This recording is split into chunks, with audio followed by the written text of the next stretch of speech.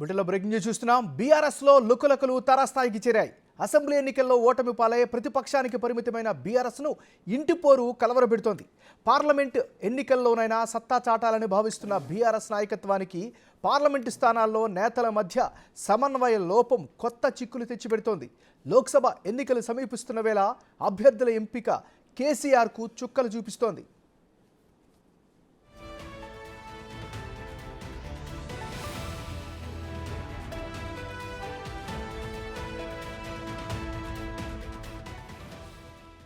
నల్గొండ లోక్సభ స్థానానికి తన తనయుడు గుత్తా అమిత్ రెడ్డిని పోటీ చేయించాలని సుఖేందర్ రెడ్డి తీవ్రంగా ప్రయత్నిస్తున్నారు. గుత్తా సుఖేందర్ రెడ్డి, జగదీష్ రెడ్డి మధ్య ఎప్పటి నుంచో విభేదాలున్నాయి.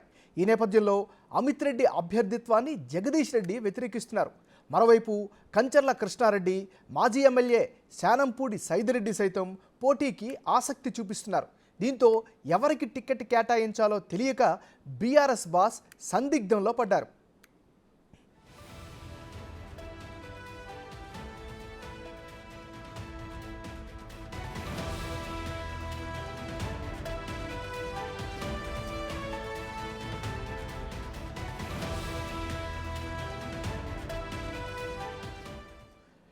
రైట్, ఇక అదే అంశానికి సంబంధించి మరింత తాజా సమాచారం అందించేందుకు మా రిపోర్టర్ సైదులు లైవ్లో సిద్ధంగా ఉన్నారు. సైదులు, చెప్పండి, మీ దగ్గర ఉన్న అప్డేట్స్ ఏంటి, అసలు ఏం జరుగుతోంది?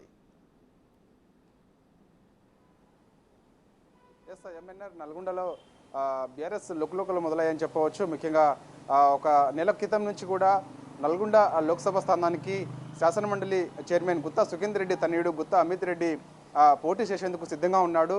తను కూడా ఆయా కార్యక్రమాల్లో పాల్గొంటూ ఆ పరిధిలో ఉన్నటువంటి 7 అసెంబ్లీ నియోజకవర్గాల సమీక్షలో తను పాల్గొంటూ వస్తున్నాడు.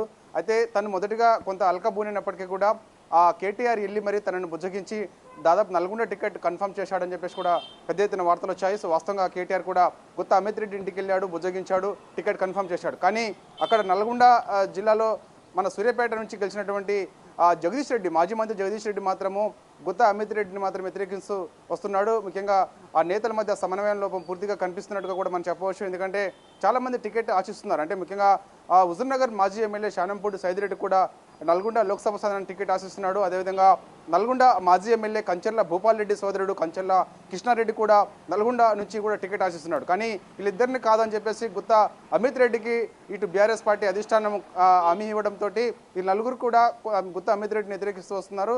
సో ఈ సమయంలో తను పోటీ చేస్తే ఖచ్చితంగా నేతల మధ్య భిన్నాభిప్రాయాలు ఉన్నాయి కాబట్టి, సో ఖచ్చితంగా సమన్వయం లోపం కనిపిస్తుంది కాబట్టి సో ఓటమి తప్పదనుకున్న భావిస్తున్నటువంటి గుత్తా అమిత్ రెడ్డి సో ఇక తప్పుకుంటే బాగుంటుందని చెప్పేసి కూడా భావించి తన తండ్రి గుత్తా సుఖేందర్ రెడ్డికి చెప్పిన తర్వాత ఖచ్చితంగా తనకి ఎన్నికల్లో పోటీకి దూరంగా ఉండాలని చెప్పేసి కూడా భావిస్తున్నారు. కానీ చూడాలి మరిగా నల్గొండ టికెట్గా ఎవరికి ఇస్తారనేది కూడా కొంత ఆసక్తిగా మారింది. మరి కంచెల కృష్ణారెడ్డికి ఇస్తారా, చానంపూడి సైదిరెడ్డికి ఇస్తారా, లేకపోతే గుత్తా మన ఇతను ఎవరైతే నల్గొండ జిల్లాలో ప్రాతినిధ్యం వహిస్తాడో, పూర్తిగా గతంలో అధికారంలో ఉన్నప్పుడు అన్ని తానే ఎవరిస్తున్నటువంటి జగదీష్ రెడ్డి చెప్పిన క్యాండిడేట్కి ఇస్తారనేది కూడా చెప్పాల్సింది. ఏదేమైనా సరే నల్గొండలో మాత్రం బీఆర్ఎస్ మధ్య సమన్వయ లోపం కనిపిస్తుంది. లుకలుకలు అయితే మొదలయ్యని చెప్పవచ్చు. ఏదైనప్పటికీ ఓటమి తర్వాత మొదటిసారి అంటే ఎంతో ఉమ్మడి నల్గొండ జిల్లాలో 12 అసెంబ్లీ నియోజకవర్గాలకు సంబంధించి గతంలో అక్కడ 12కు 12 స్థానాలు బీఆర్ఎస్ పార్టీ గెలిచినప్పటికీ మొన్న జరిగిన శాసనసభ ఎన్నికల్లో 11 స్థానాల్లో కాంగ్రెస్ పార్టీ గెలిచింది. ఒకే ఒక స్థానం సూర్యాపేట నుంచి జగదీష్ రెడ్డి గెలవడం జరిగింది. కానీ తీరా చూస్తే మాత్రం ఇప్పుడు ఆ అసెంబ్లీ సమావేశాల కంటే ముందు చాలామంది బీఆర్ఎస్లో చాలామంది ఆశాహులు ఎక్కువగా ఉన్నారు. అంటే ఒక్క అసెంబ్లీ స్థానాన్ని ప్రతి అసెంబ్లీ నియోజకవర్గం నుంచి ఒక్కొక్కరుగా ఖచ్చితంగా మేము పార్లమెంట్ ఎన్నికల్లో పోటీ చేసేందుకు సిద్ధంగా ఉన్నామని చెప్పేసి చాలామంది ముందుకు వచ్చారు. అంటే తెలంగాణ రాష్ట్రంలో 17 లోక్సభ స్థానానికి సంబంధించి ఒక్కొక్క స్థానానికి సంబంధించి కనీసం 5, 6, 10 మంది దాకా పోటీలో ఉన్నారు. కానీ ఒక్క వారం రోజుల్లో నోటిఫికేషన్ వచ్చే సమయానికి తీరా చూస్తే మాత్రం అభ్యర్థులు బీఆర్ఎస్ పార్టీకి కరువారని చెప్పవచ్చు. ఇప్పటి వరకు కూడా ఒక 5గురు మాత్రమే కేసీఆర్ ప్రకటన చేశారు. పొత్తులో భాగంగా నాగర్ కర్నూలు నుంచి బీఎస్పీ రాష్ట్ర అధ్యక్షుడు ఆర్ఎస్ పవన్కు ఇవ్వబోతున్నారు. అంటే 6గురు మాత్రమే ఇక పందాలు చేశారు. మిగతా ఎక్కడ కూడా అభ్యర్థులు ముందుకు రానటువంటి పరిస్థితి కనిపిస్తుంది. ఎందుకంటే ఆర్థికంగా ఖచ్చితంగా నష్టం జరుగుతుందని చెప్పేసి కూడా ఇటు భావిస్తున్నారు. ఎందుకంటే కాంగ్రెస్ పార్టీ గాలి వీస్తున్న నేపథ్యంలో ఇక ఇప్పుడు మనం పోటీ చేయడం వల్ల ఖచ్చితంగా ఓటమి తప్పదని చెప్పేసి కూడా భావిస్తున్నారు. దాంతో పాటుగా ఎవరైతే టికెట్ ఇస్తున్నారో వారిని వ్యతిరేకిస్తున్నారు. ఆయా పరిధిలో ఉన్నటువంటి ముఖ్యంగా మల్కాజ్గిరి పరిధిలో చూసుకున్నట్టయితే మాత్రము అక్కడ మాజీ మంత్రి మేడ్చల్ ఎమ్మెల్యేగా ఉన్నటువంటి మల్లారెడ్డి కుమారుడు భద్రారెడ్డి ఖచ్చితంగా ఈసారి నేను పోటీ చేస్తానని చెప్పేసి కూడా భారీ ఎత్తున ఫ్లెక్సీలు కట్అవుట్స్ ఏర్పాటు చేశారు.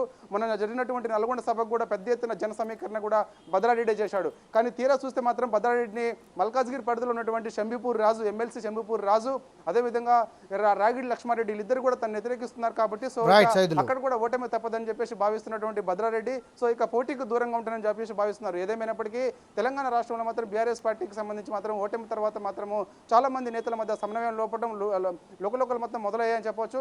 కనీసం ఎవరు అభ్యర్థులు కూడా ముందుకు రానటువంటి పరిస్థితి కనిపిస్తుంది. ఎంఎన్ఆర్. Thank you Saidulu.